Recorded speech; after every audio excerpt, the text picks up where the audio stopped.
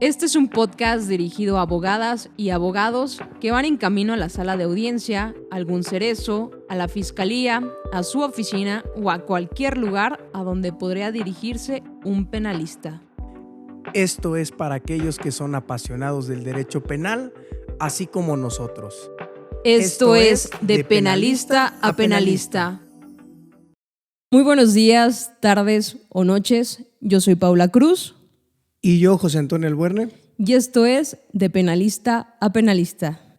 El día de hoy estamos muy felices por contar con la presencia de el maestro Edgar Arbea Damián, quien es abogado postulante en materia penal desde hace muchos años ya y docente en la Benemérita Universidad Autónoma de Puebla, mi alma mater, y desde luego mi ex maestro, a quien recuerdo con mucho cariño.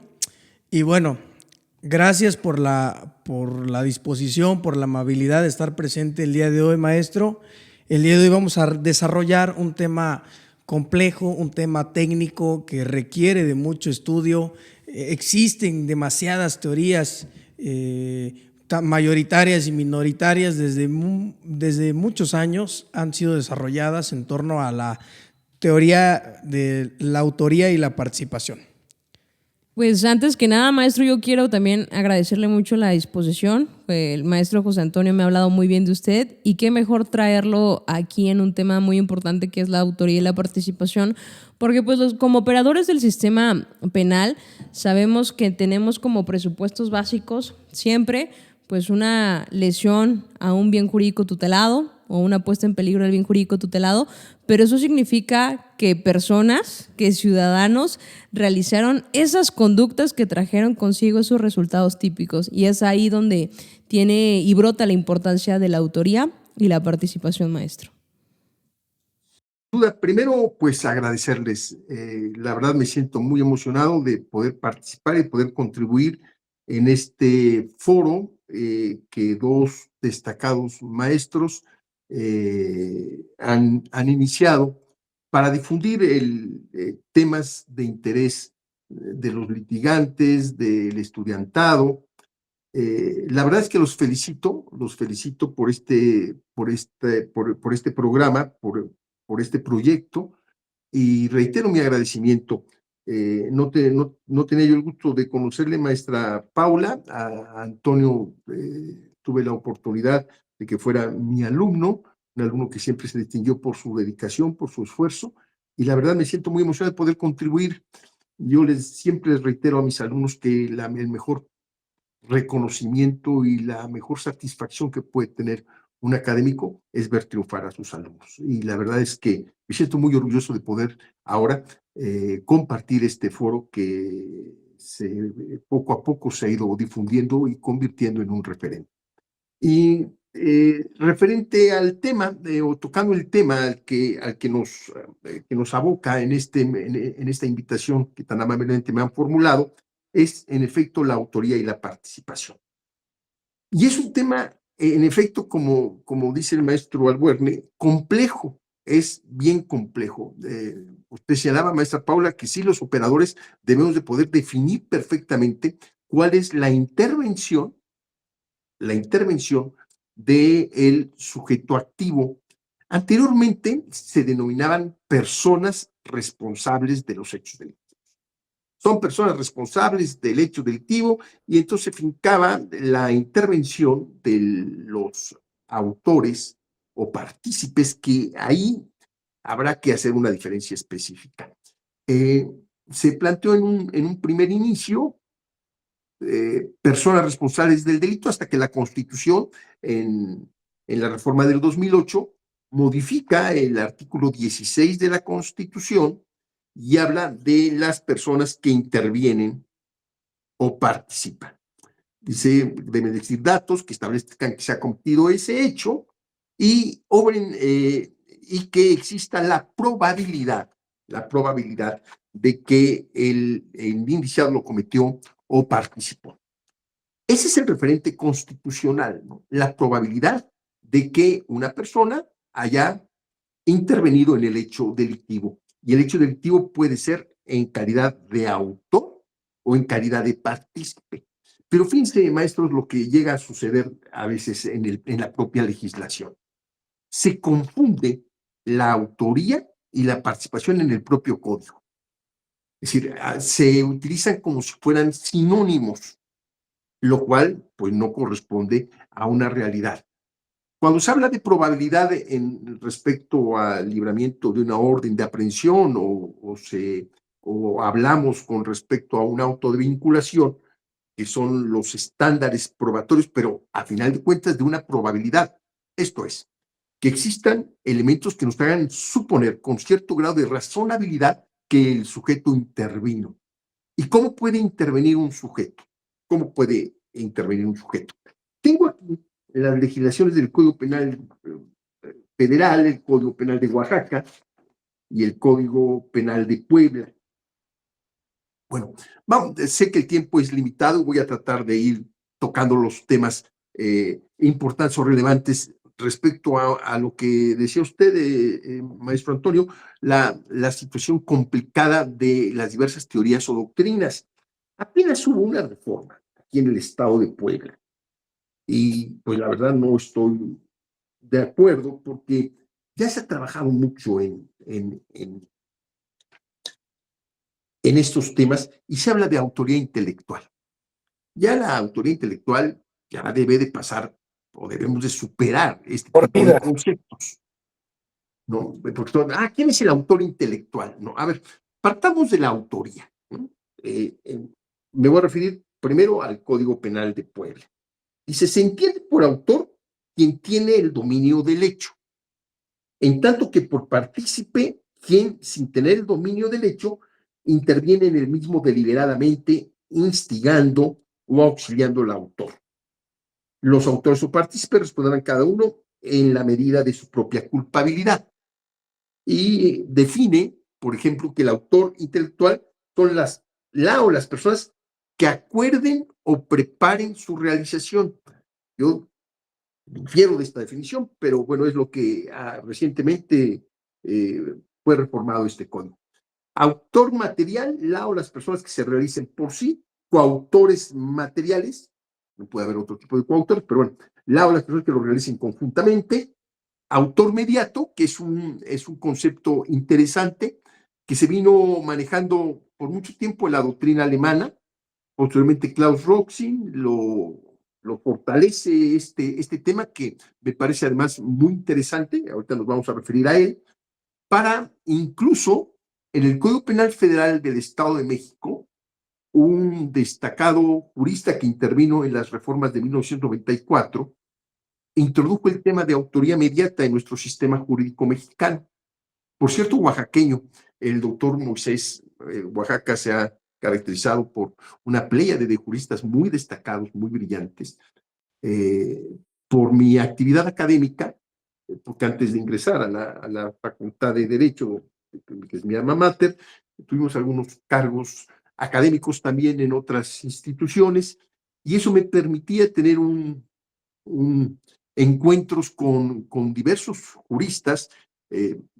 Realmente era un privilegio, siempre considero que la academia es un privilegio, y entre ellos el doctor Moisés Moreno era el director académico del Instituto Nacional de Ciencias Penales.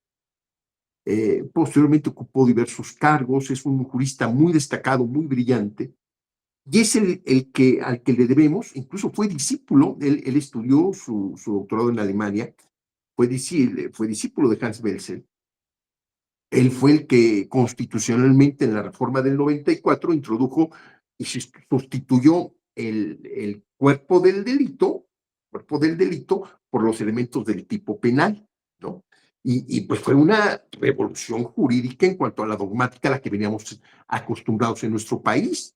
Claro. Porque buscamos el cuerpo del delito y de pronto nos cambian elementos del tipo y nos señalan que el dolo y la culpa deja de formar parte de la culpabilidad para integrarlos al tipo y que la culpabilidad, bajo esta teoría finalista, hoy se integra por la imputabilidad, el conocimiento de la antijuridicidad y la exigibilidad de otra conducta, pues nos cambian el panorama en aquel entonces, académica y profesionalmente, como sucedió también ahora en el sistema acusatorio. Bien, Oaxaca Oaxaca, porque pues tengo que ser referente frente a la invitación que nos han hecho, señala más o menos el mismo contexto que el de Puebla. Precisa lo siguiente: son autores o partícipes del delito los que acuerden o preparen su realización, los que lo realicen por sí, los que realicen conjuntamente, los que lo lleven a cabo sirviéndose de otro, los que determinen dolosamente a otro a cometerlo, los que dolosamente presten ayuda o auxilien a otro para su comisión, y lo que con posterioridad a su ejecución auxilien al delincuente en cumplimiento a una persona anterior del delito. El Código Penal de la Ciudad de México, que me parece un código que fue o se ajustó a las teorías más actualizadas respecto a la dogmática, lo define en mayor o menor medida en los mismos términos. Y el Código Penal Federal tiene también la misma, salvo algún otro planteamiento, tienen la misma estructura.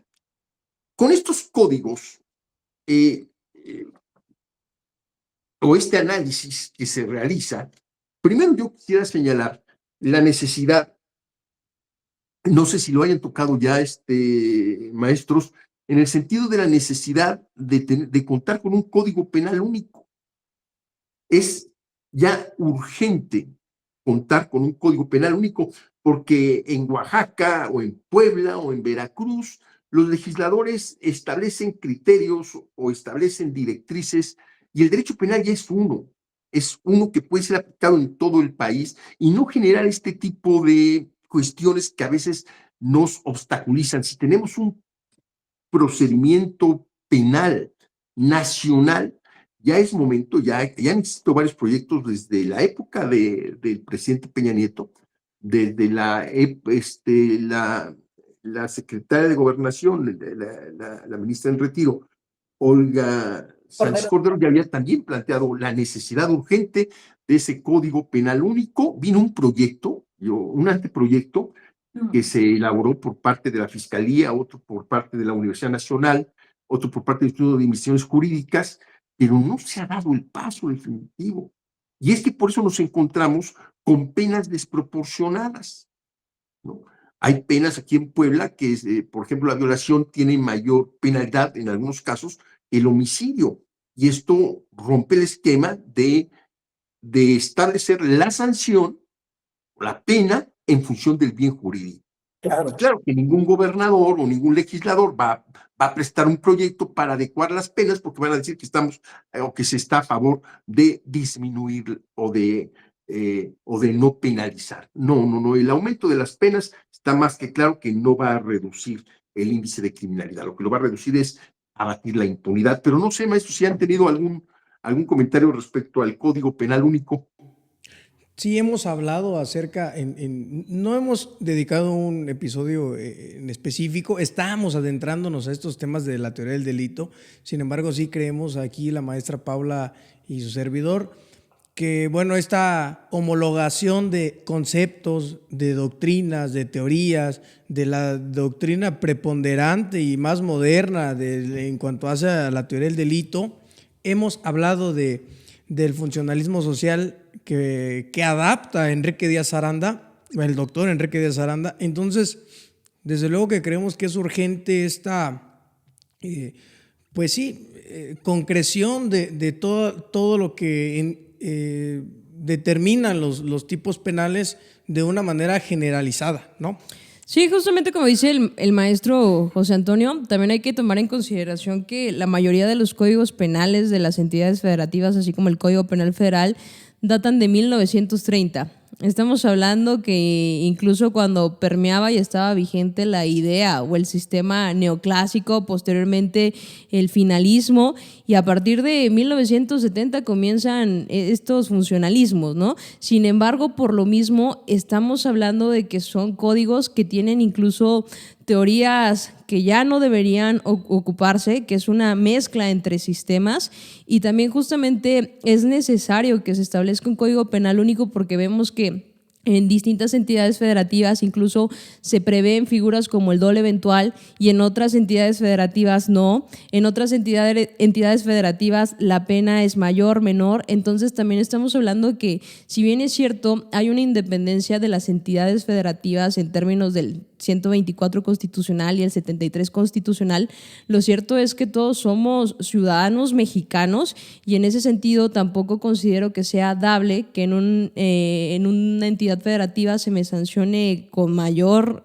o de mayor medida y en otra con menor, en otra me exijan más elementos, en otra me exijan menos elementos, y entonces viene aquí justamente que no podemos tener un criterio único y que tampoco podemos emplear un sistema para analizar el delito único. Claro, estoy totalmente de acuerdo con lo que usted dice. Incluso tanto el doctor Díaz Aranda como el maestro Quintino han realizado diversos proyectos, porque lo que usted señala, eso es bien cierto. La parte dogmática, es decir, lo que se refiere a la teoría de los proyectos de validez de la ley penal, la teoría del delito, pues cada quien tiene sus rubros, sus criterios, sus definiciones muy interesantes, muy importantes, y lo único que se genera es que a veces quien llega a tener algún planteamiento en temas jurídicos, ya sea el propio gobernador, su consultor jurídico o los legisladores, pues empiezan a parchar, ¿no? A decir, a sustituir temas que consideramos vienen desde hace ya muchos años. Como dice usted, tenemos un código desde 1931. Ha habido, por ejemplo, aquí en Puebla vino una reforma que le correspondió al maestro Cajica y al poblano distinguido y al gobernador Jiménez Morales, pero ha sido en el 86, ¿no? Que se reforman, más bien se crean códigos civiles y penales. Incluso nuestro código se denominaba Código de Defensa Social, no Código Penal, hasta que posteriormente van cambiando. Es momento ya de tomar un planteamiento, porque hay cuestiones verdaderamente complejas, no, el tiempo no nos podría alcanzar, pero si un asunto está en Sinaloa, tiene una distinta perspectiva, si es en Jalisco, si es en Puebla, si es en Tabasco, es en Oaxaca, ¿no? Entonces, pues no corresponde a una realidad más allá de, pues ahora ve usted que ya los estados se les han ido minando su postura de legislar en determinadas áreas. Yo no lo veo inadecuado, máxime en ciertos temas, como es la justicia penal, porque la justicia penal impacta directamente, de forma trascendental, como ningún otro derecho lo hace frente al ciudadano. Bien, pues ahora sí, en materia. ¿Qué es el autor directo? Que también se denomina autor material, pero el nombre correcto es el autor directo. Es el que realiza, es la persona que realiza por sí misma, es decir, realiza el hecho delictivo, lo lleva a cabo, se identifica su conducta con el tipo penal, con los elementos del tipo penal. Y así lo dispone en la fracción segunda del artículo 13 del Código Penal y sus correlativos, cuando menciona que son autores o partícipes los que lo realicen por sí. Yo disparo respecto a una persona, y la privo de la vida, e indiscutiblemente yo estoy siendo autor del hecho delictivo. Claro, también, no solamente desde el punto de vista doloso, también puedo ser yo autor directo en cuanto a una conducta de carácter culposo, ¿no? Usted lo señalaba acertadamente, maestra, los tipos de dolo que se puedan generar, las imprecisas definiciones que se van generando en las diversas legislaciones con el dolo directo. Bueno, todavía por ahí hay algunas legislaciones que hablan sobre preterintención, ¿no? Y está muy superado ese tema. Bueno, ¿qué sucede en los llamados delitos especiales o que requieran una calidad específica, una calidad personal del sujeto? Bueno, indiscutiblemente, si el tipo penal así lo exige, para ser autor directo debo de reunir esa condición específica. Si yo soy un particular, no pudiera yo torturar. Bueno, torturar, pero pudiera yo incurrir en otro hecho delictivo, una omisión en razón del parentesco. Bueno, pues se me establece una calidad específica. Ahora, ¿quiénes son los coautores? El coautor es aquella persona que, conjunto al autor, es decir, que son dos o más personas que, bajo una división de actividades, teniendo el dominio funcional del hecho, realizan una determinada conducta típica, realizan una determinada conducta típica. En este caso, el coautor, aunque en estricto sentido no realice el comportamiento típico, finalmente la suma de su conducta contribuye al éxito del resultado. Aquí hace unos años, no, un año y medio, 2 años, fue un asunto que generó gran impacto porque se vieron relacionados políticos en otras administraciones, están detenidos, pero bueno, me voy a ubicar en el hecho, y lo comento porque generó una gran indignación social. 2 personas alcanzan la camioneta de una abogada, por cierto, muy cerca de la casa de ustedes, y en el momento en que da vuelta en una rotonda, uno de ellos dispara sobre la abogada, a la que lamentablemente le privan de la vida. Entonces diríamos, pues el autor sería el que disparó.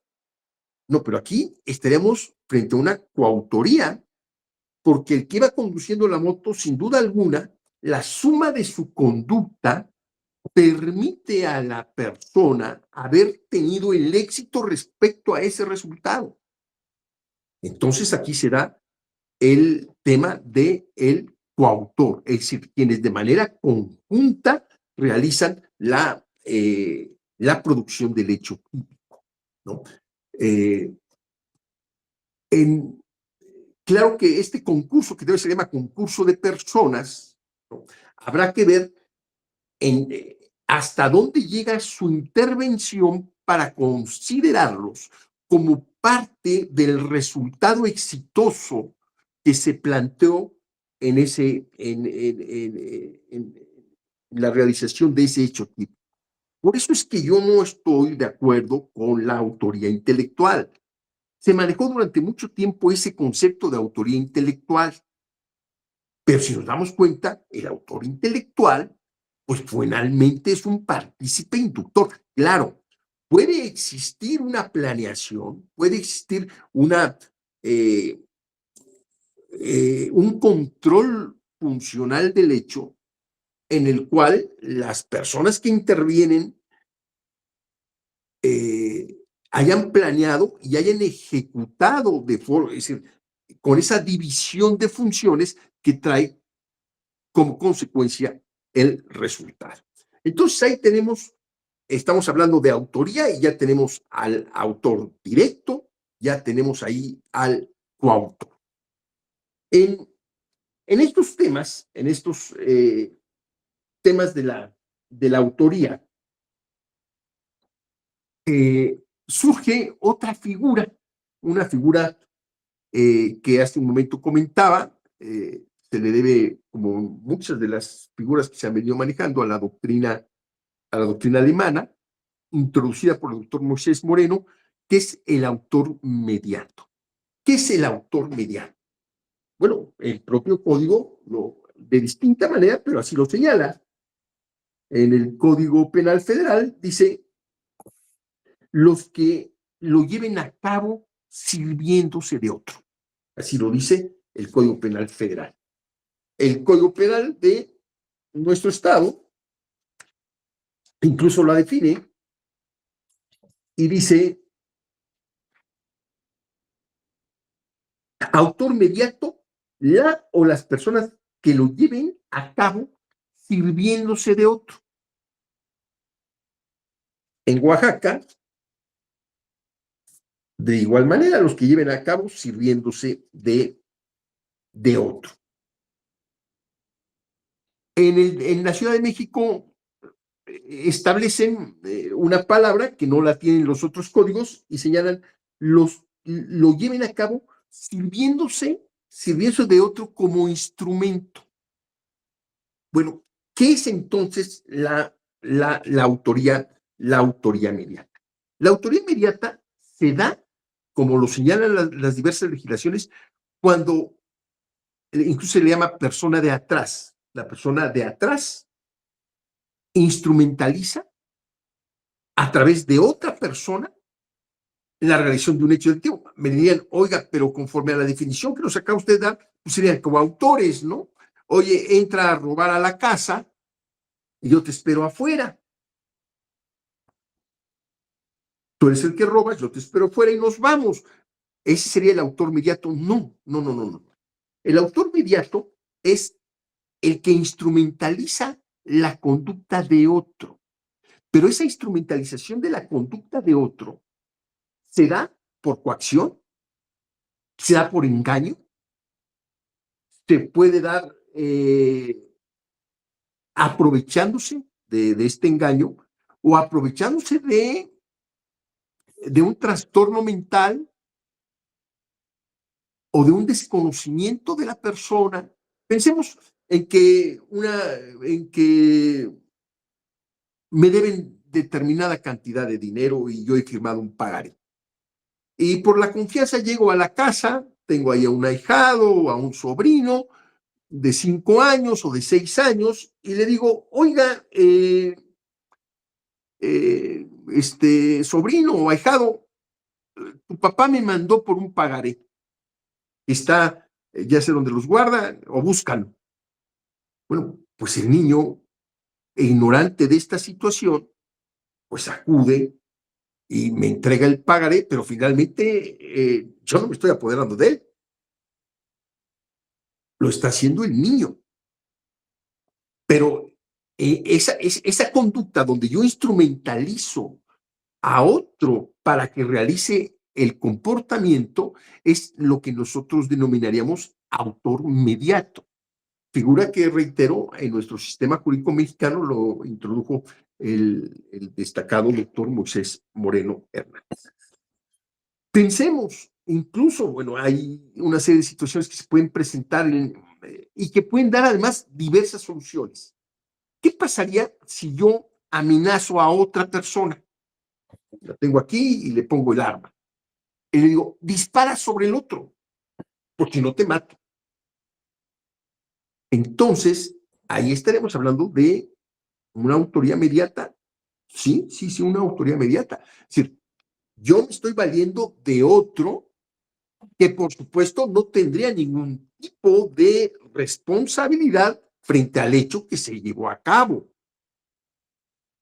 Es decir, el niño no podrá responder, la persona trastornada mental, de ninguna manera, porque finalmente el que instrumentalizó la conducta fue otra persona. Ustedes están muy jóvenes, pero yo me acuerdo de una película que se llamaba, no era cine mudo, pero creo que era en blanco y negro, pero bueno, dejémoslo así. Y se llamaba El asalto de los Doberman.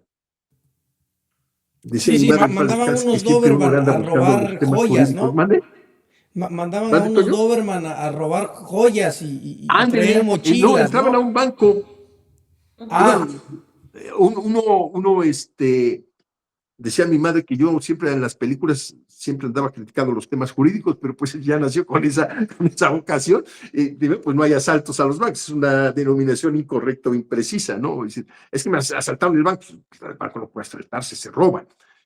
Entonces, pues a lo mejor vio usted otra película, pero ha de ser parecida. Los Doberman llegaban y amenazaban a las cajeras para que les entregaran el dinero. Claro que aquí estaban instrumentalizaban la conducta de un animal. Finalmente, estos perros eran los que robaban claro, entre comillas, ¿no? Eran los que se apoderaban del dinero. Y quien había instrumentalizado la conducta era la persona de atrás, que en esta figura de autoría inmediata se llama al que va la persona delante. Pero la persona delante, para diferenciarlo de la coautoría, es que su comportamiento o su conducta la lleva a cabo por coacción, por error, por ignorancia, aprovechando de una condición mental que pudiera ser inimputable. Y incluso esta autoría inmediata plantea la posibilidad de que sea también a través de un organismo de poder que ejerza presión sobre los miembros de su gobierno. Lo que se está haciendo es instrumentalizando la voluntad del otro. Cuando hablo de los ejercicios de poder, por ahí yo había leído, claro, no tengo yo el contexto, y en algún planteamiento que se había hecho, por ejemplo, la cuestión de todos los temas, porque además son públicos, el tema de Lozoya, ¿no? Decía, bueno, es que yo cumplía funciones, claro, más allá de lo que pudiera generarse el cumplimiento de un deber, ¿no? O el ejercicio de un derecho. Montesinos, un funcionario de Perú, en la época de Fujimori, al cual se le atribuyeron, incluso entiendo está detenido, se le atribuyeron diversos crímenes, decía, bueno, es que realmente el aparato de poder era el que me obligaba a realizar este tipo de comportamientos, ¿no? Incluso también por ahí vinieron algunas reflexiones o planteamientos jurídicos en el sentido de lo que sucedió en la Alemania nazi. Sí. Bueno, entonces esta autoría inmediata es aprovecharme de otro, es la palabra, en lugar de utilizar la palabra instrumentalizar, aprovechar de ciertas condiciones, coacción, error, engaño, inimputabilidad, trastorno mental para que la persona pueda ejercer determinado hecho. Ahora, habría que ver también cuál es el hecho delictivo, porque hay los llamados delitos de propia mano o delitos cualificados en razón al sujeto. Hay veces que no permitirían la autoría inmediata. Claro, por ejemplo, maestro, yo tengo una pregunta ahí. No sé si una disculpa por la interrupción. Hace un momento estábamos hablando de los coautores y sabemos que hay tipos penales que requieren calidad específica de los sujetos activos. De igual forma, también conocemos que son como que los denominados tipos penales propios e impropios. Esto quiere decir que hay tipos penales que requieren una calidad específica del sujeto activo, pero si no reúne esa calidad específica, hay otro tipo penal que no requiere ninguna calidad. Y entonces cuando estamos hablando de estos tipos penales donde necesariamente requiere que el sujeto activo revista una determinada calidad, por ejemplo, servidor público, notario público o cualquier otra situación. Cuando nosotros intentamos actualizar la figura de la coautoría y tomamos en consideración que solo uno de ellos reviste esa calidad específica, por así decirlo, uno solo es servidor público, uno solo es notario, pero los coautores o las demás personas que intervinieron en el hecho no reúnen esta calidad específica. Entonces, ¿aún así puede actualizarse esta figura de la coautoría? Sí se actualiza, maestra. Es un tema verdaderamente interesante y bajo este planteamiento usted fortalece la introducción que habíamos hecho. Pensemos en que dos personas deciden privar de la vida a un sujeto, pero un sujeto de ellos es su padre. La pregunta sería, ¿somos coautores del homicidio? Sin duda alguna. Pero yo soy su hijo. Es decir, yo seré responsable del homicidio en razón del parentesco, no me cabe la menor duda, pero quien tenía también el dominio funcional del hecho, se le podrá atribuir también esa calidad específica del sujeto del hecho delictivo de haber intervenido cuando se requiere sujeto pasivo calificado. Y esto depende de las legislaciones de cada estado, porque señalan algunas legislaciones que las circunstancias que atenúan o modifican o agravan determinado comportamiento también perjudican y aprovechan a quienes hayan intervenido. Entonces, dependerá de cada legislación de cómo haya planteado su esquema en razón a las condiciones. Porque si tú me acompañas a matar a mi padre, habrá legislaciones que dirán, ambos son responsables del delito de homicidio en razón del parentesco. Pero oye, pero el coautor pues no tiene ninguna relación de parentesco, no le puedes establecer esa relación o esa condición y tendrá que responder por el homicidio calificado. Entonces, yo soy de la idea de que en este caso, claro, la persona responderá por el homicidio en razón del parentesco, quien tenga esa calidad específica. Y el que no tiene esa calidad específica tendrá que responder. Pero reitero, eso es lo que yo considero correctamente o técnicamente lo que debía de ser. Pero usted se va a encontrar con legislaciones en las que determinan que esa situación en específico perjudica o beneficia a la persona que contribuye bajo el dominio funcional del derecho en la calidad de coautores. Entonces, nos podemos encontrar que habrá legislaciones que sancionen a la persona. Por ejemplo, yo tengo un asunto en Yucatán en el que una persona está sentenciada, estamos en apelación, en amparo ahora, está por feminicidio, y quienes están señalados como coautores están por homicidio calificado.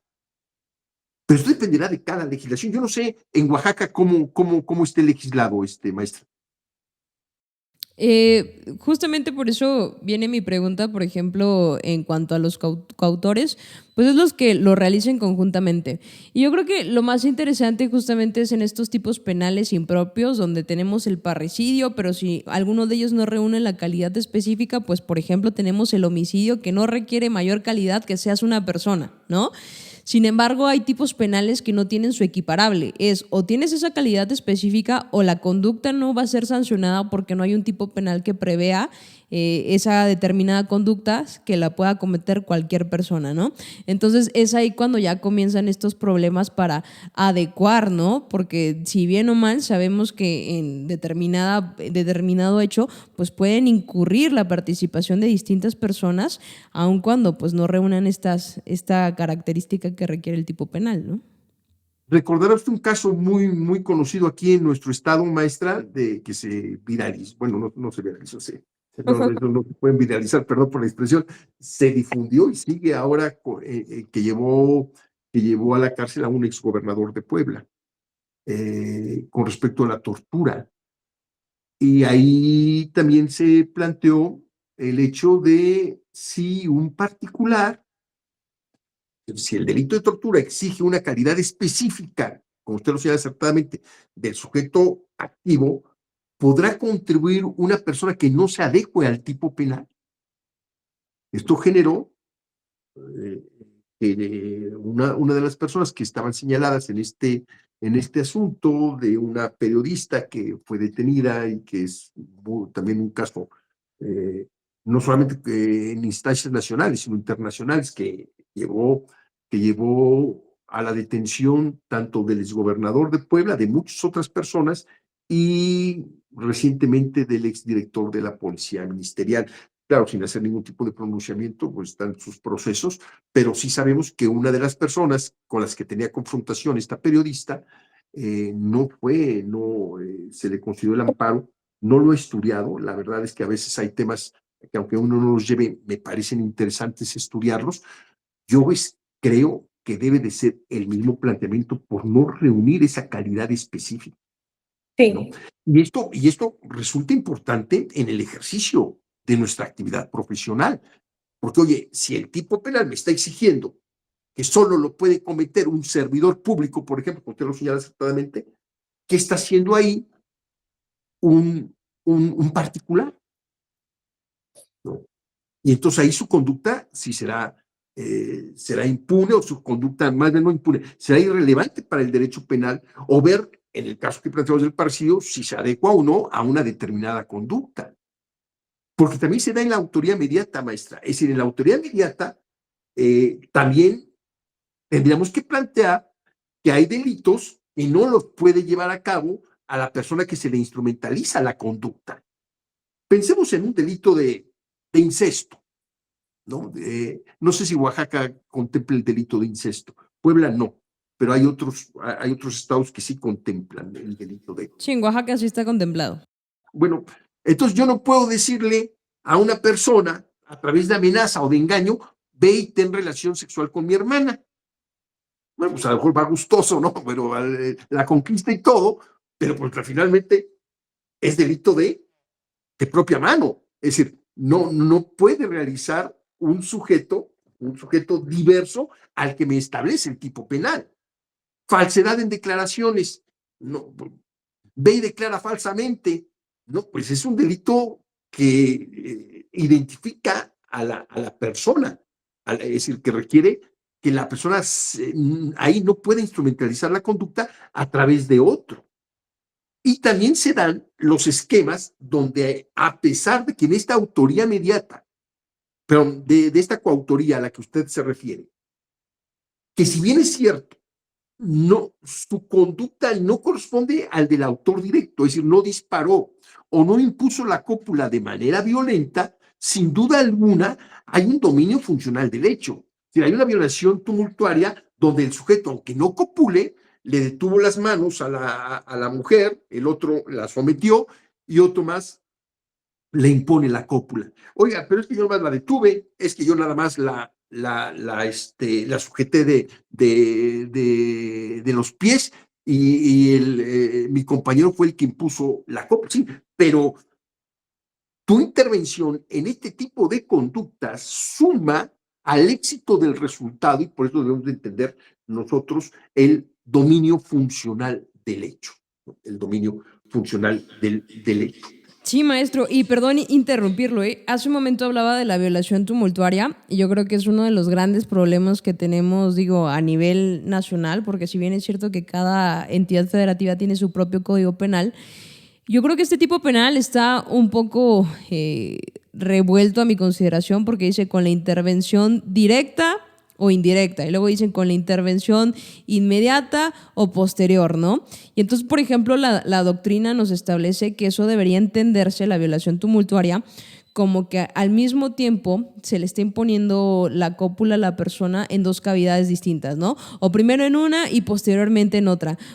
Pero digo, en ese sentido ya también hay la interpretación de algunos tribunales colegiados de circuito donde justamente hablan con la simple intervención que sea pues funcional o esencial, o sea, con el simple hecho de que una persona la esté sujetando y el otro le esté imponiendo la cópula, el verbo rector, con eso hay violación tumultuaria. Claro, es decir, no es necesario, es decir, porque de lo contrario, la coautoría, maestra, implicaría que uno que uno estuviera obligado, bajo esa perspectiva, a identificar su conducta con el verbo rector, es decir, que realmente sea el que copule o que sea el que prive de la vida, y entonces el dominio funcional del hecho lo dejamos aparte. Claro, sin embargo, la complicación viene en que es un agravante, ¿no? Y por ejemplo viene en la parte general estas reglas de la coautoría donde sabemos que no todas las personas que intervienen van a realizar la conducta que encuadra en el verbo rector, sino simplemente van a realizar alguno de los elementos que requiere. Por ejemplo, en la violación tumultuaria, que uno le esté sometiendo, que otro le esté amenazando y que otro esté ejecutando el verbo rector.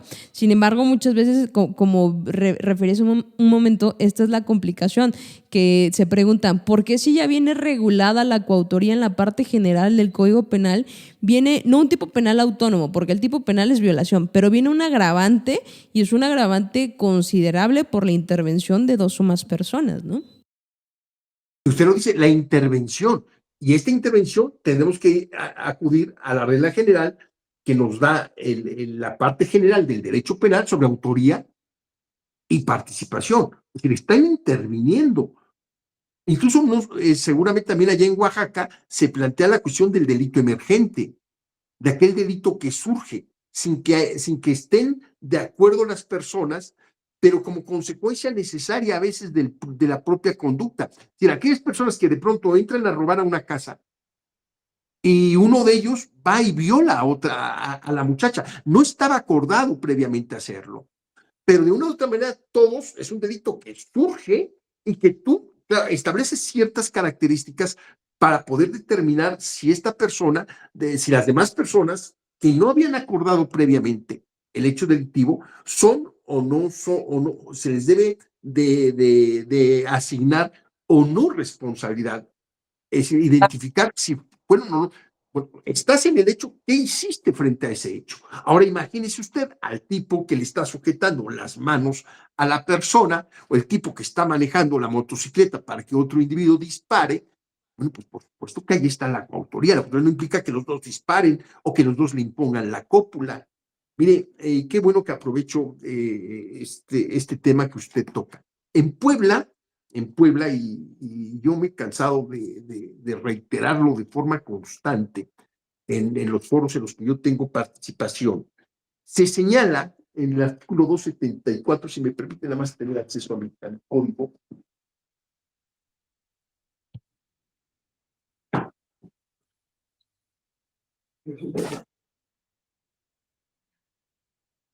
Vean cómo, y es un llamado a los legisladores, cómo los legisladores con una mala redacción, pueden generar impunidad, refiriéndose al asunto de violación. Me dice el artículo 2 en el caso de Puebla, el 272. Se equipara a la violación, dice, la introducción en una persona por vía anal o vaginal de cualquier objeto distinto al miembro viril. Eso es correcto. Es decir, es violación equiparada, no es propiamente violación porque no hay cópula, entendiendo por cópula la introducción del pene en ano, vagina o boca. Es otro tema. Hay algunas legislaciones que la boca consideran que no, en fin. Pero bueno, ubiquemos en este contexto. La introducción de una persona por vía anal o vaginal de cualquier objeto distinto al miembro viril usando violencia física o moral. Y entonces, en las clases, en los foros a los que me invitan, esto genera una gran impunidad. Claro. Imaginémonos a una persona claro, que todas estas personas que cometen estos delitos de orden sexual presentan en mayor o menor medida psicopatologías. Y si esta persona de pronto, un tipo le introduce los dedos a su hija de 2 o de 3 años, o si un médico, que además fue un caso real aquí en Puebla, le introduce también los dedos o un objeto a su paciente, no se adecua al tipo penal, porque el tipo penal me exige que sea necesariamente por medio de la violencia física o moral, como una regla de medios comisivos, claro, que implicara que en todos los casos se va a utilizar violencia física o moral. No. Habrá momentos en los que no es necesario, puede ser un agravante, estaré yo de acuerdo, pero bastará la falta de consentimiento bajo cualquier circunstancia para que esta conducta sea sancionada. ¿Y qué es lo que sucede? Pues se genera impunidad, porque si la persona estaba dormida, pues, ¿cómo voy a acreditar la violencia?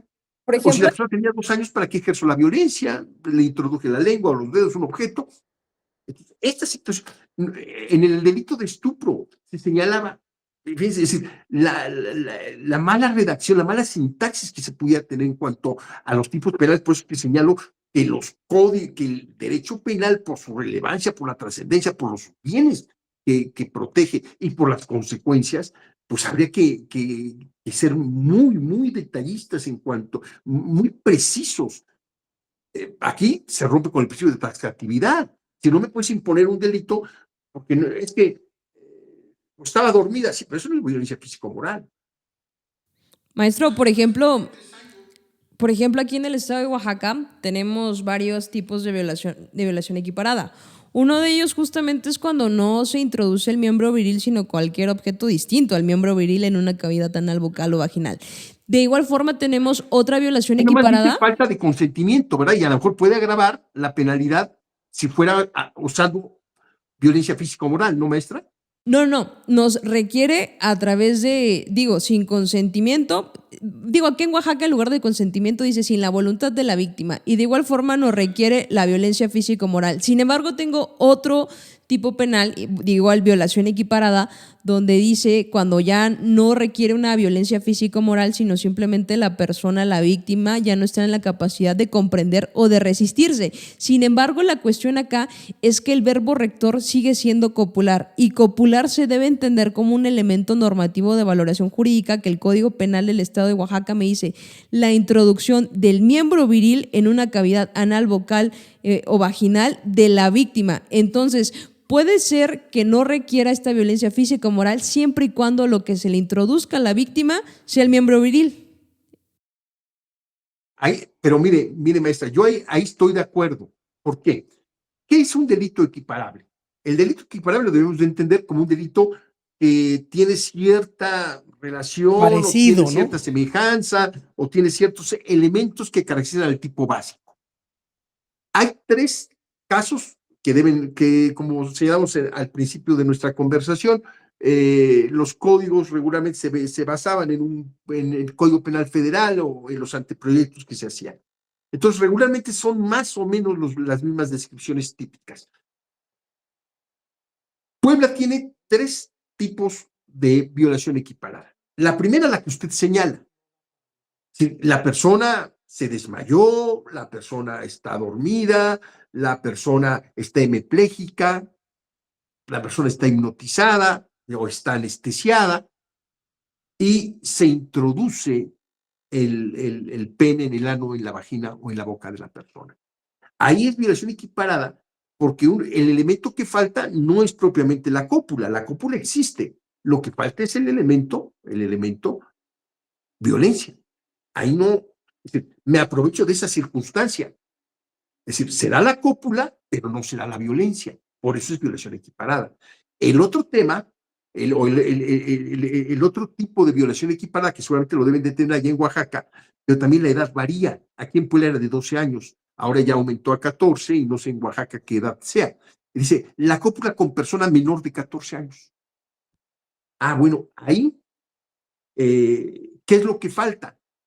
Lo mismo, falta violencia físico-moral. Porque si yo le impongo la cópula a una persona de 13, de 12, de 11, de 10, se convierte en una violación calificada por la edad de la persona, porque están todos los elementos del tipo básico. Acá dice la cópula con persona menor de 14 años. No establece medio comisivo, porque si estableciera medio comisivo, pues no tendría objeto que estuviera, porque pertenecería al tipo básico. Y en el otro, es decir, en el primero, falta violencia física o moral. En el segundo, es violación equiparada porque falta también violencia física o moral. Y en el tercero me impone el tipo penal una carga de violación equiparada cuando yo introduzco un objeto. Aquí el elemento que falta, que no se dio cuenta el legislador, no es la violencia físico-moral, es la cópula. Se asemeja a la cópula, pero no es cópula, porque la cópula, como usted lo señala, es un elemento normativo de valoración, que incluso tuvo que ser definido por el propio código, ¿no? Incluso con ciertos defectos en la propia definición, porque dice, para este delito y que no hay otros delitos que ameritan cópula, y para esos delitos no se dan, porque no podemos aplicar por analogía las cuestiones penales, ¿no? Romperíamos con ese principio de estricta aplicación de la ley penal. No sé qué tiempo lleve maestro Antonio. No hay ningún problema, maestro. Realmente consideramos aquí la maestra y yo que este tema no da para 1 hora. Sin embargo, siéntase libre de poder ir avanzando en los temas y desarrollarlos conforme su tiempo lo permita. Perfecto, le agradezco, le agradezco maestro. Muy bien, entonces estábamos con la... Ya vimos la autoría directa, ya vimos la coautoría, ya vimos la autoría mediata. Ahora vamos a pasar al tema de el partícipe e inductor. No es lo mismo. Es decir, ahí hay que hacer una serie de diferencias importantes para poder nosotros entender estos conceptos. Señalan el Código Penal de la Ciudad de México, determinen dolosamente al autor a cometerlo. Es decir, cuando hablamos de partícipe inductor, es aquella persona que no tiene el dominio funcional del hecho. No tiene el dominio funcional, es decir, no podrá controlar el hecho, pero contribuye animando, estimulando, generando en una persona la comisión de un hecho delictivo. Que, por supuesto, al inductor le conviene que se lleve a cabo. Y este sería lo que se vino conociendo con el nombre de autor intelectual, pero que realmente es un partícipe inductor del hecho. Y acá será importante que nosotros señalemos 2 principios importantes en cuanto a la participación e inducción. Uno, un principio de accesoriedad externa en cuanto a la participación y la inducción, y otro de accesoriedad limitada. ¿A qué nos referimos con estos principios o con estos que tienen además una importancia significativa? La participación o la inducción requiere necesariamente, en cuanto al principio de accesoriedad limitada, que la conducta sea típicamente dolosa. Es decir, no hay participación o inducción de carácter culposo. No puede haber. Y por otra parte, debe de generar en la participación o en la inducción una lesión o puesta en peligro del bien jurídico. Debe de haber una exteriorización de la conducta que haya permitido poner en riesgo, poner en peligro o que se haya consumado el hecho, que se haya lesionado el bien jurídicamente afectado. Pensemos en una persona que, claro, pudiera generar controversia el ejemplo que voy a poner. Una persona les dice, ¿saben qué? Vayan a robar a una casa. Vayan ustedes a robar a una determinada casa o vayan a robar al banco, en fin. Pero ahorita que hablé del banco, perdón, voy a regresar al tema de autoría mediata. No sé si vieron ustedes bueno, a lo mejor me equivoco en la fecha, hace cosa de 2 o 3 años, en la Ciudad de México detuvieron a una empleada de un banco en la Ciudad de México. Y estos tipos le pusieron una serie de explosivos a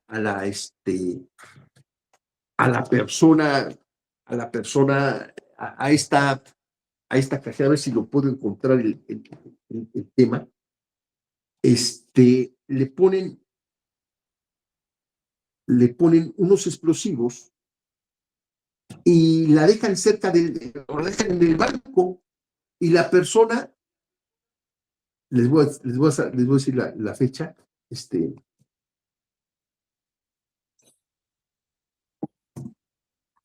le ponen estos explosivos y se acerca con el gerente y le dice: oiga, pues me están monitoreando, me están llamando para que abra usted la caja y me dé el dinero. Pues todo el mundo se espantó. Y miren, un grupo fue en Vancomer, fue en el 2020. Un grupo de hombres secuestró a la jefa de cajeros de una sucursal del Banco BBVA en la Ciudad de México. Le pusieron un cinturón bomba y mediante videollamada la obligaron a robar y entregarle 10 millones de pesos en efectivo. Ahí es el clásico ejemplo de autoría inmediata. ¿Estamos de acuerdo? Es decir, los ladrones ni siquiera se vieron en peligro, en riesgo, ¿no?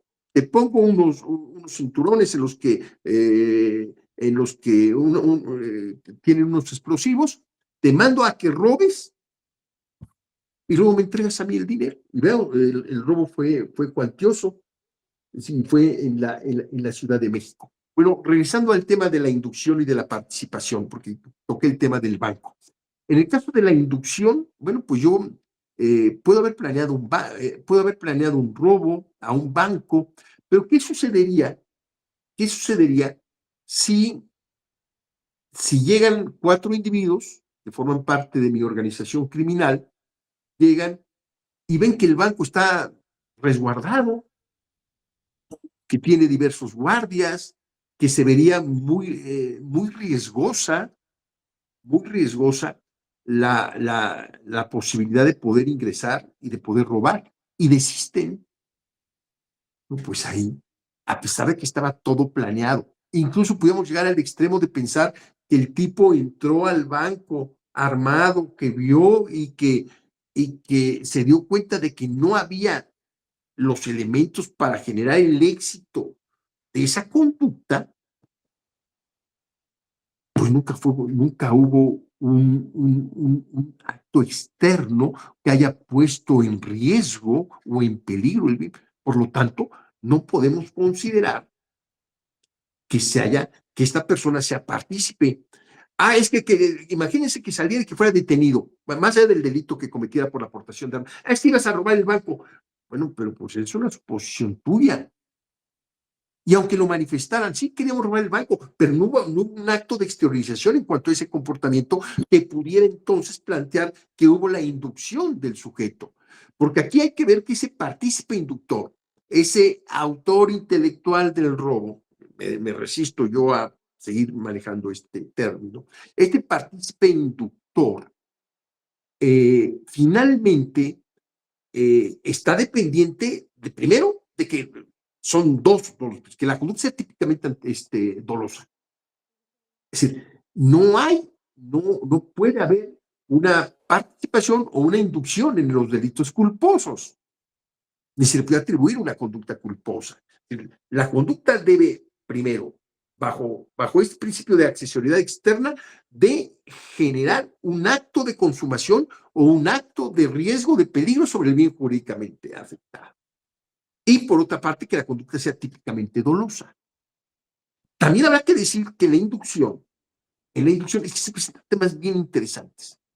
¿Qué pasaría si yo le digo a una persona, incluso representan estos temas que pudieran parecer muy teóricos, tienen una repercusión en los planteamientos que pudiéramos nosotros llevar a cabo en las diversas audiencias, porque por eso exige la Constitución y el Código que se establezca la intervención del sujeto, porque la intervención del sujeto va a ser determinante para poder plantear la teoría del caso del Ministerio Público y de ubicar nosotros, en el caso que seamos defensores o asesores jurídicos, realmente bajo qué forma de intervención se está llevando a cabo, porque corremos el riesgo de caer en absurdos como los ejemplos que planteaba la maestra Cruz, en el sentido de que, como no, la detuviste de la mano, pero como no hubo introducción del pene en el ano,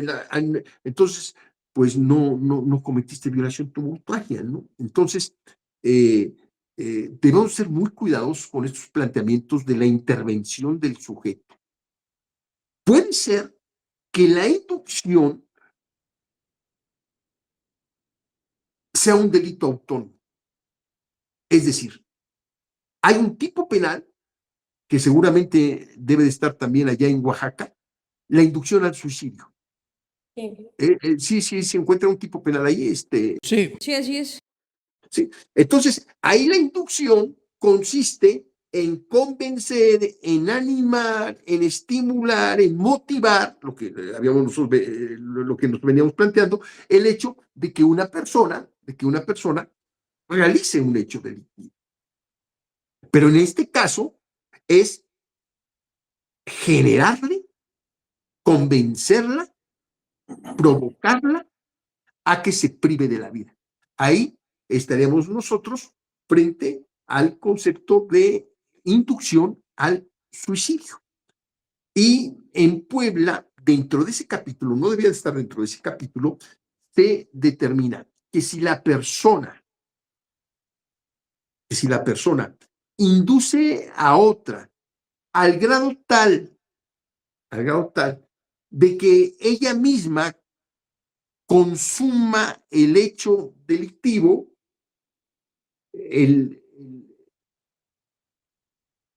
la pena es atenuada y no debería de estar en el capítulo de inducción o auxilio al suicidio porque es realmente un homicidio consentido. Sobre inducción o auxilio al suicidio, dice, el que indujere. Bueno, entonces ahí la inducción se convierte en un hecho delictivo. No como una forma de intervención, porque la forma de intervención sería una autoridad directa. Fíjense qué interesante, ¿no? Es decir, el que indujere o prestare auxilio a otro para que se suicide. Si una persona me dice, me voy a matar, pues acá te doy el arma, o te doy el veneno, o te doy la receta para que tomes cierto medicamento, será sancionado con prisión de 1 a 5 años. Si es mujer, se aumenta a menor de 18 años, o se padeciera alguna forma de agresión mental, se aplicarán, dice, al homicida, ahorita te explico por qué ya habla de homicida, o instigador, las sanciones señaladas. En ese mismo párrafo dice, si le prestara el auxilio al grado tal de ejecutar él mismo la muerte, bueno, entonces aquí, a ver, espérame, el auxilio se convierte en un hecho de homicidio. Y a este homicidio le denominan homicidio consentido. Es decir, yo me quiero suicidar. Diferente a la cuestión de la eutanasia. Es decir, hay que diferenciarlo de estos temas porque a veces pudiera mediar algunos contextos humanitarios o de cuestiones que son muy polémicas sobre la cuestión de la eutanasia. El Código Penal de la Ciudad de México contempla una atenuación para pero pone una serie de requisitos y me parece un avance importante. Aquella persona que prive de la vida a otra por la petición reiterada, insistente, sobre una enfermedad terminal que le esté causando serias afectaciones. Es un tipo penal que no existe en las diversas legislaciones. Entiendo que solamente es Ciudad de México. Y me parece será un buen tema para lo personal para poder investigarlo si solamente existe en la Ciudad de México, pero así lo determina.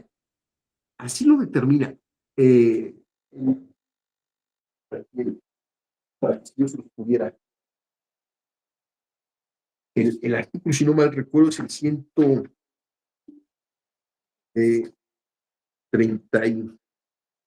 Déjenme nada más mencionarlo. Bueno, no encuentro aquí de momento, es el Código Penal de la Ciudad de México.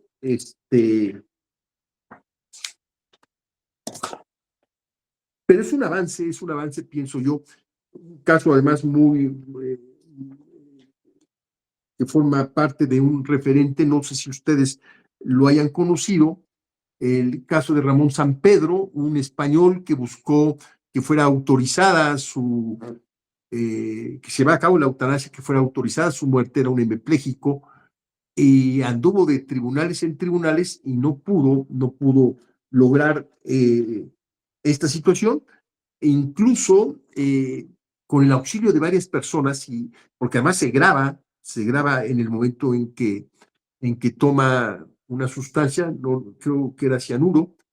Él señala que fueron conductas aisladas de sus amigos, habría que ver hasta dónde, que le pusieron el vaso, porque era hemipléjico, para poder consumir y señalar que él tenía también derecho a una muerte digna. Derivado de ello, el Código de la Ciudad de México contempla este homicidio por causas humanitarias, pero que debemos de diferenciarlo de lo que contemplan los códigos de Puebla o de Oaxaca. Es decir, no sé si el Código de Oaxaca, me imagino que sí, también establece el homicidio que le llaman el homicidio consentido. Es decir, me voy a suicidar, pero no tienes el valor o no puedes hacerlo, como el caso de Ramón Sampedro, y yo materialmente ejecuto tu suicidio. Es decir, convirtiéndome yo en un homicida.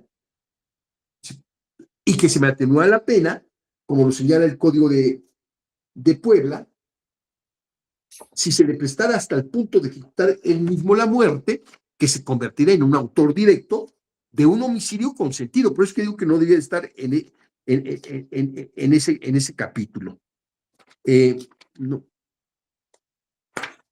Y es muy interesante porque, por ejemplo, el tema del consentimiento es una causa de justificación cuando el bien jurídico tutelado se encuentra ya lesionado. Sin embargo, una de sus condiciones es que sea un bien jurídico tutelado disponible, que la persona pueda disponer. Si bien es cierto que la persona que está enferma, como en el ejemplo que usted nos está dando, es el titular del bien jurídico tutelado, pues no se trata de un bien del que pueda disponer y pueda consentir que otra persona lo lesione. Claro, por eso es que no se justifica. Es decir, se pudiera decir, el bien jurídicamente disponible es la vida y por ello debería de generar una causa de tipicidad. La respuesta es no, como lo señala usted acertadamente.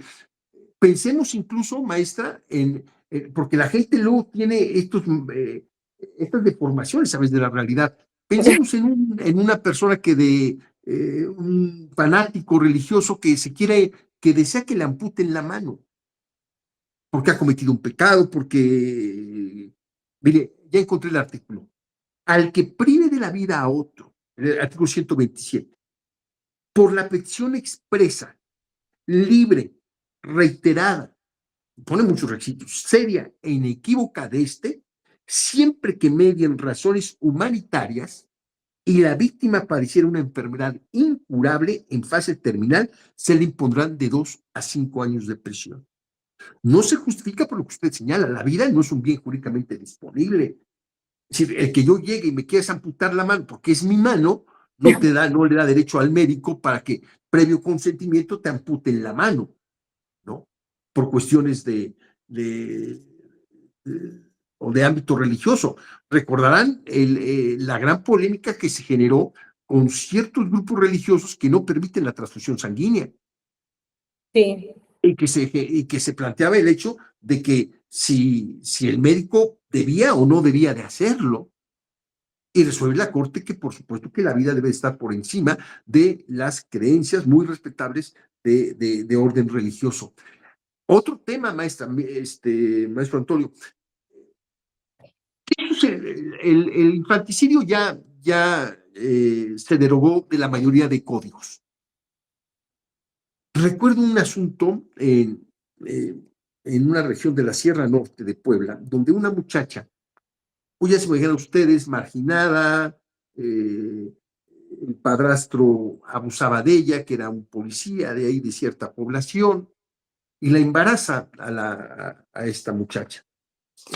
Esta jovencita, en su momento, pues con la ignorancia, con las situaciones adversas, tiene al producto, es decir, a su hijo, y lo tira al río y muere el bebé. Muere el bebé. En nuestra legislación, ese sería homicidio en razón del parentesco, y la pena es de 20 a 50 años. En cambio, en la Ciudad de México, con otro contexto de lo que se denominaba el infanticidio, establece un homicidio atenuado, y que quede claro, porque pudiera esto generar que yo estoy justificando conductas. No, estoy explicando ciertos comportamientos. Por supuesto, el derecho debe de tener sanción frente a ellos o consecuencias legales, pero no bajo los criterios o las políticas represoras absolutistas, sino hay que poder entender las condiciones en que se generan este tipo de circunstancias especiales.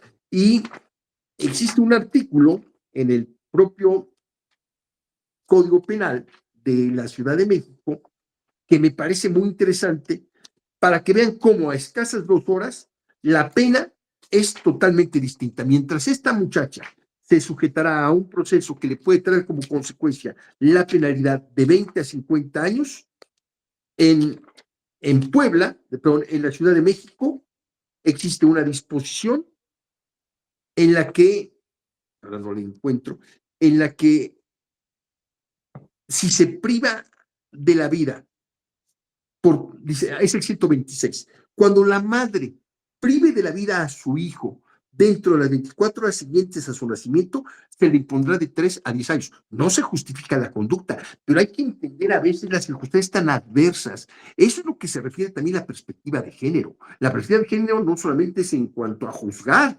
sino en cuanto a la redacción también de las leyes. Entonces, vean cómo en este caso, frente a incluso el propio código lo establece y dice: el juez tomará en cuenta las circunstancias del embarazo, las condiciones personales de la madre y los móviles de su conducta. Entonces, vemos nosotros cómo, regresando ahora al tema de la inducción, cómo en un momento determinado la inducción puede crearse un hecho delictivo, puede generarse un propio hecho delictivo, incluso convertirse en homicidio denominado homicidio consentido, ¿no? Homicidio consentido. Ahora, ¿en qué consiste esa es la inducción? Son las formas de participación. La participación se divide en inducción, en complicidad. ¿Quién es el cómplice? Bueno, el cómplice es aquel que también contribuye, aquel que suma la conducta, pero cuya intervención no es determinante para el resultado. Yo estoy teniendo problemas. Ya, perdón. Entonces, pensemos en un caso en concreto. Si una persona acude, el mismo ejemplo, a robar el banco, y yo le estoy esperando afuera, mientras los compañeros entran a robar al banco, y después incluso se puede dar un tiroteo, y puede haber privación de la vida, en fin, y salen los sujetos activos, se suben al vehículo y huyen. La pregunta es: ¿los que estaban afuera del coche son partícipes cómplices o son coautores? Sin duda alguna son coautores, porque la suma de sus conductas tienen el dominio funcional del hecho que se estaba presentando. Pero ¿qué pasaría con aquella persona que, denominadas coloquialmente en el argot delincuencial, que son halcones, que a lo mejor son vigilantes, que a lo mejor está 3 cuadras adelante? Bueno, pues esa persona, pues por supuesto que será partícipe cómplice. suma su conducta al hecho delictivo, pero sin que esto implique un resultado exitoso del mismo. Es decir, la suma de esa conducta no influye. Claro, forma parte o suma de la conducta, pero no tiene, el vigilante que está a 5 cuadras no tiene un dominio funcional del hecho. El partícipe inductor no tiene un dominio funcional del hecho. Porque además aquí se presentan situaciones bien interesantes con respecto al partícipe inductor. Pensemos, ¿qué sucedería si Juan contrata a 3 personas y les dice, oye, vayan a robar una casa? O le dicen, vayan y denle un susto o denle una calentadita, lesionen a X persona, Luis. Y los autores directos, no solo le dan una calentadita, sino lo matan. ¿Qué sucedería con aquella persona que planeó un robo y al otro día se da cuenta de que no solamente robaron, sino que violaron y mataron? Es decir, el partícipe inductor tendrá que responder de los excesos de los autores. Es una situación bien interesante. Y la respuesta es no, no puede. Es decir, si yo responderé de lo que te induje a realizar, pero no que hayas violado, que hayas matado. No es que era consecuencia del hecho, no. La consecuencia del hecho era que le dieras 3 golpes o que robaras, pero de ninguna manera que cometieras el delito de robo o de homicidio. Entonces ya tenemos el inductor, ya tenemos el partícipe cómplice y tenemos otra figura en cuanto a la participación, donde la suma de la conducta del individuo no interviene de forma directa, no tiene el dominio funcional del hecho, pero presta su auxilio. Eso es finalmente la participación. Pensemos en un sujeto al que le digo, oye, Pedro, voy a robar un auto, pero necesito que me prestes tu cochera o que me prestes tu casa. Y él dice, sí se la presto. ¿Quién robó el vehículo? No soy el autor directo. ¿Él es coautor? No, porque no sumó la conducta en cuanto al hecho que se estaba realizando, llevado a cabo, pero me va a prestar auxilio posterior al hecho, cuando ni siquiera he robado el coche. Le estoy diciendo, voy a robar el coche, por lo tanto necesito que me prestes tu cochera. Entonces, en esa circunstancia concreta y específica se da una participación que genera o que se denomina también partícipe encubridor. A diferencia del encubrimiento, mucho cuidado, como delito autónomo, no como forma de intervención. Hace un momento analizamos que la inducción al suicidio como inducción es la inducción misma constituye el hecho delictivo referente a quien motive a una persona a privarla de la vida, a que se prive de la vida, a que se suicide. En cambio, el partícipe encubridor, para diferenciarlo del encubrimiento, y viene en las propias legislaciones, señala, por ejemplo, en el Código Penal Federal,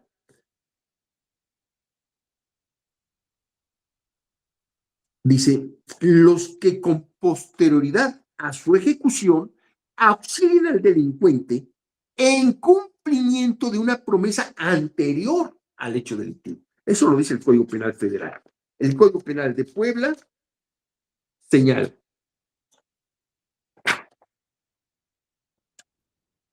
habla de cómplice primario, las personas que dolorosamente prestan ayuda o auxilien a otro para su comisión, cómplice secundario, personas con posibilidad de su ejecución, auxilien al autor en cumplimiento de una promesa anterior al delito.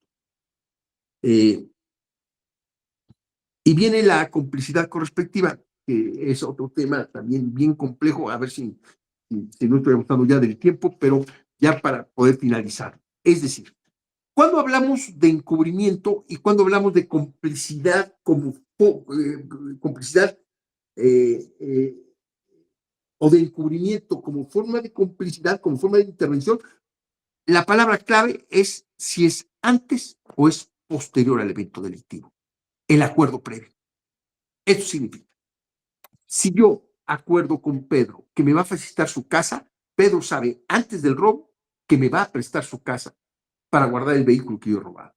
Y por lo tanto, la intervención a título de partícipe encubridor, o ahora como lo llama nuestro código de Puebla, o partícipe secundario, será también como cómplice secundario, como lo señala ahora nuestro código, del delito de robo de vehículo.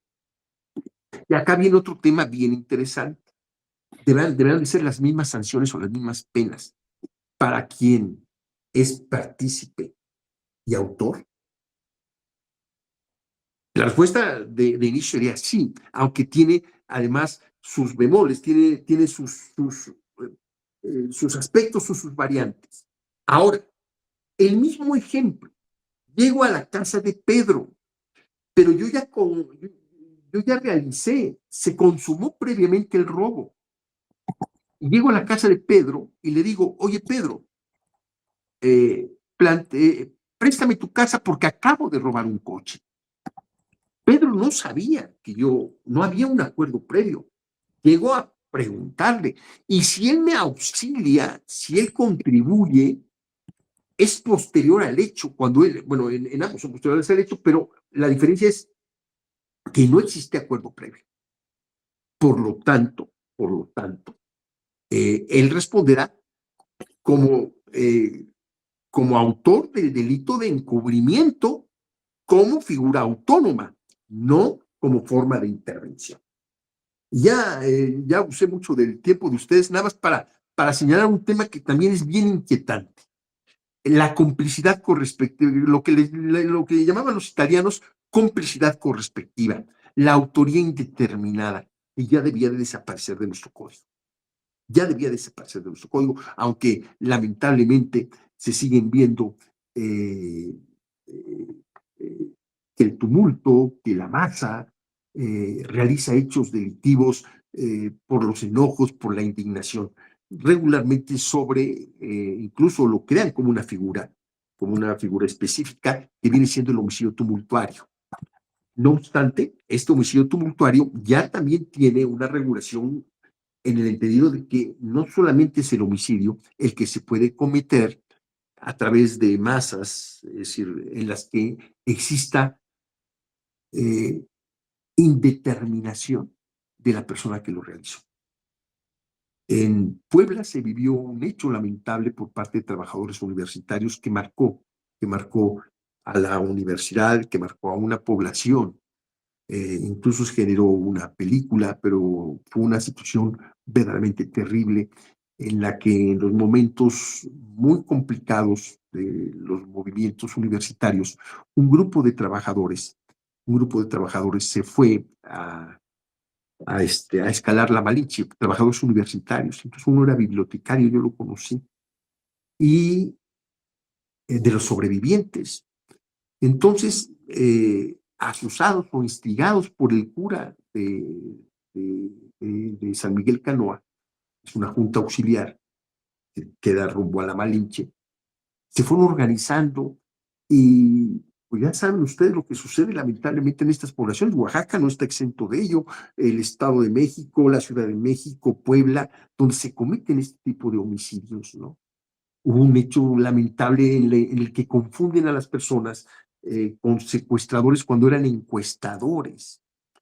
Y entonces la ley penal, que me parece ahí sí rompe con un esquema de certeza jurídica frente al ciudadano. Dice, ¿sabes qué? El homicidio tumultuario es aquel en que debo de sancionar a las personas que intervinieron, pero como no tengo yo autoridad, la capacidad, porque eso es, para poder decidir quiénes son los que intervinieron, pues los que andaban ahí son a los que vamos a sancionar. Oye, pero es que puede haber inocentes, sí, pero ahí también están los culpables. Entonces, el criterio de esta complicidad correspectiva consiste en que frente a la indeterminación de la persona que cometió el hecho delictivo, pues hay que sancionar a todos. Que eso me parece muy grave, pero lo sigue contemplando los diversos códigos. Aquí ahora en la legislación de Puebla le llama complicidad correspectiva a las personas que sin acuerdo previo intervengan con otros en su comisión cuando no se pueda apreciar el resultado que cada uno, ¿no? Entonces, pues es una realidad lamentable la que se vive, los linchamientos, y claro, no solamente está referida al homicidio, ¿no? A veces cuando se alzan las poblaciones por la indignación y las cuestiones que se viven tan terribles, pues llegan a causar destrozos y muchas veces no se sabe quién es, ¿no? Y dice, la mejor forma de solucionarlo es a través de esta denominada complicidad correspectiva, de la cual pues yo no estoy de acuerdo. Pues maestros, si no disponen otra cosa, y para no seguir abusando del tiempo, pues creo que hemos tocado los temas torales a los que yo fui invitado, y agradecerles de verdad la invitación de la que me siento nuevamente muy distinguido y muy agradecido. No, realmente el agradecimiento es para usted, a nombre de todo el equipo de Penalista. Realmente este es un episodio inusual en el sentido de que se abordaron distintas figuras de la autoría y participación de una manera muy técnica, como se lo dije, con una maestría que lo caracteriza, y esto sí es y va a ser para verdaderos amantes y estudiosos de la teoría del delito. Y aunque pareciera que únicamente es para los amantes de la teoría del delito, como creo que nosotros tres, que somos de los pocos que nos encanta y nos apasiona estos temas a veces tan complicados y técnicos, lo cierto es que es necesario para el sistema penal, justamente como lo analizábamos, para que sea relevante una proposición fáctica, un hecho para el derecho penal, significa que hay una lesión al bien jurídico tutelado o una puesta en peligro, pero significa que intervinieron personas en el mismo, y por lo tanto es una obligación de la gente del Ministerio Público determinar en qué forma participaron, cuál fue la conducta que desempeñó cada uno de ellos, cuál fue el reparto de funciones, si estamos hablando de una coautoría, porque así como es de forma dogmática, es lo mismo que se tiene que establecer, incluso en una formulación de imputación, es lo mismo que se tiene que establecer a través de los elementos probatorios, y nosotros muchas veces cuando nos encontramos del lado de la defensa, pues es indispensable conocer también estos elementos, conocer estas características de cada una de las figuras para determinar si la gente del Ministerio Público las tiene por probadas, si la gente del Ministerio Público está confundiendo figuras, porque hay que entender también que hay tratamientos distintos entre los coautores, incluso con los partícipes. Y entonces el tema y la obligación de un defensor riguroso es justamente buscar lo que sea más favorable para su cliente, y eso no solo nos trae de que sea un tema relevante para los que nos encanta la teoría del delito, sino para todos los operadores del sistema y también para jueces, quienes son las personas que están a cargo de resolver la situación jurídica, de resolver una sentencia condenatoria o absolutoria de los acusados, y que tiene que ser con base en esto que acabamos de ver. ¿Cuál fue tu intervención? ¿Qué fue lo que hiciste o cómo participaste en el hecho, ¿no, maestro? Y le agradecemos mucho su tiempo y su conocimiento. Pues yo soy el agradecido, les envío un abrazo muy afectuoso, de verdad que me sentí muy distinguido, y en lo particular, Toño, muchas gracias por la invitación, sabe del afecto y del aprecio que le tengo. Ya sabe que es totalmente recíproco y sobre todo admiración. Ojalá podamos coincidir de manera personal los tres. Gracias por esta disertación, va a ser de mucho provecho para la comunidad jurídica, y como lo dice la maestra, todo esto que pareciera literario, que pareciera dogmático, siempre va a tener una implicación en la sala de audiencias, la podemos llevar a cabo, y desde luego que esto va a enriquecer nuestro actuar como operadores jurídicos, porque al final de cuentas todas estas figuras se encuentran en el Código Penal. Lo bonito es que ya las podemos identificar y decir, bueno, esto se parece a la autoría indeterminada, esto es autoría mediata, etcétera, etcétera, ¿no? la formulación de imputación, Toño, nos exigen en la aclaración jurídica preliminar se establezca el grado de intervención de los sujetos. No es cosa menor. Sí. Y ya no tocamos el tema de las personas jurídicas colectivas, porque ya es otro tema también muy complejo. Pero lo que muchas veces se confunde, ¿no? Incluso el propio código lo hace. Cuando hablamos, no, es que es autor o partícipe. No, a ver, espérame. Autor es una cosa, partícipe es otra, y la forma de intervención se divide en autoría y participación, y cada una de ellas tiene también sus diversas clasificaciones. Pues lo que dice la maestra, también un gusto, maestra. No tengo la oportunidad de conocerle de forma personal, pero le agradezco muchísimo pues esta plática que también me enriquece. Siempre he pensado que la academia es un privilegio porque yo aprendo mucho, y este tipo de presiones o de comentarios que van generándose, pues nos hacen también a nosotros como académicos fortalecer y responsabilizarlos en cuanto a nuestros planteamientos, maestra. Pues un gusto, maestro. Realmente le agradecemos mucho su tiempo, sus conocimientos y el espacio que se dio para estar aquí, porque digo, lo estamos repitiendo mucho, pero pues es un ejercicio y es un proyecto también muy noble. No queremos como que exaltarnos, sin embargo, queremos llevar el conocimiento y apoyar a las personas interesadas de forma gratuita y de forma inmediata, ¿no? Gracias por su participación. Uno de los elementos de nuestra profesión, esa vocación de servicio que no debemos de perder. Muchas gracias, es algo que lo ha caracterizado desde que lo conozco, y pues, infinitamente agradecidos por su presencia y pues por este episodio, un episodio más. Gracias, maestros, muchas gracias, que tengan una excelente inicio de semana y muchas gracias a todos. Y bueno, yo soy Paula Cruz. Mi nombre es José Antonio Albuerne. Y esto es De Penalista a Penalista. Hasta la próxima. Gracias.